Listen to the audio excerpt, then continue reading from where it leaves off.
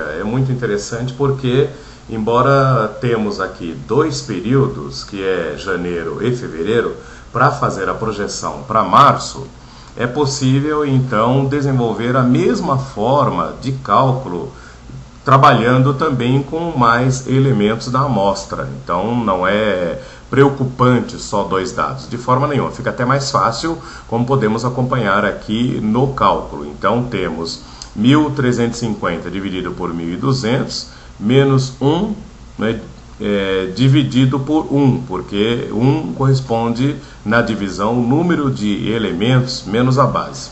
E então logo ele vai ficar apenas como uma taxa linear, né, que deu exatamente 0,125.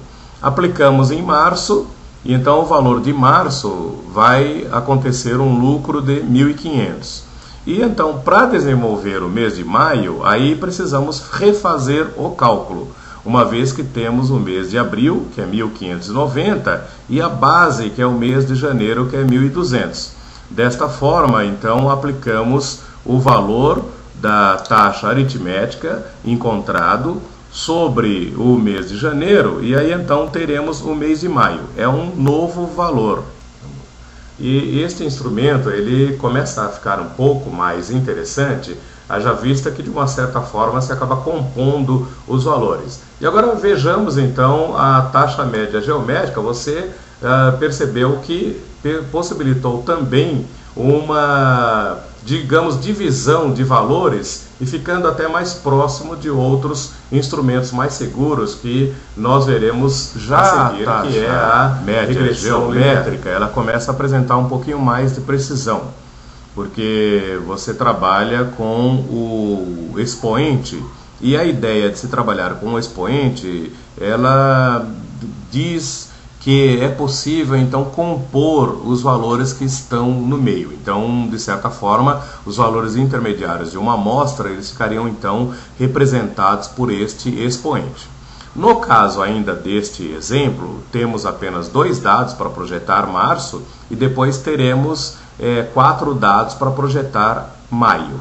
No primeiro caso, para a projeção de março, então fazemos o cálculo da taxa média geométrica.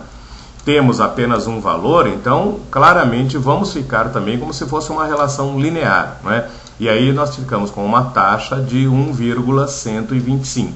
Aplicado sobre março, arredondamos para 1.590. Quando você for fazer a variação percentual, se fizer com o valor sem o arredondamento, dá a taxa linear que você teve, 12,50. Se fizer com o arredondamento, dá 12,51. Isso realmente não traz nenhum problema na decisão. Para maio, você deve considerar o mês de abril e o mês de janeiro. Portanto, é um novo cálculo. Dos instrumentos apresentados, a regressão linear é o que traz um pouquinho mais de confiança.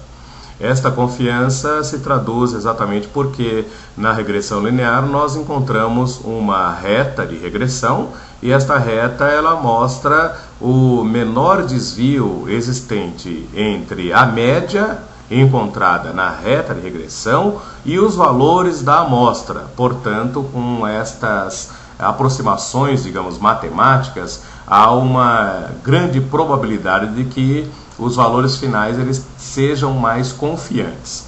Então vejamos neste exemplo.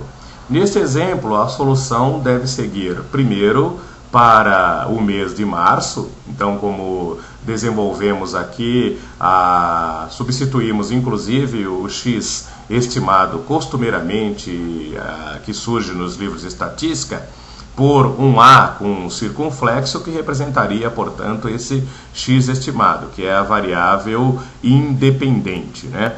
E o E com circunflexo representa a variável dependente, portanto, respectivamente mês, respectivamente lucro, ok? E aí, neste caso, nós encontramos a reta de regressão para o mês de março. E aí fazemos a projeção para o mês de março.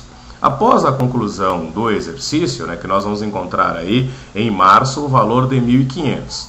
Para projetar maio, teremos os valores 1.200, 1.350, 1.500, 1.590. E aí fazemos uma nova reta de regressão, incluindo o valor de 1.500. Claro que vamos obter um outro valor para maio. E aí basta calcular a variação percentual para tomar a decisão. E aí então aplicamos a variação percentual, aplicamos a frequência relativa, aplicamos também a média aritmética, taxa média aritmética, taxa média geométrica e a regressão linear. Percebemos que temos uma restrição que é 9% no primeiro período de sazonalidade, que é o período de Páscoa.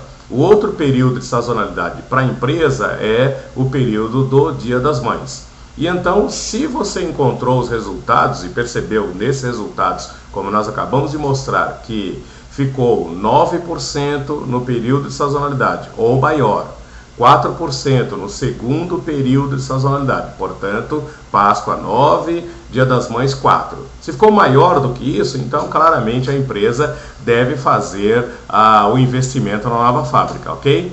E aí você pode então acompanhar a segunda parte do exercício em breve à sua disposição.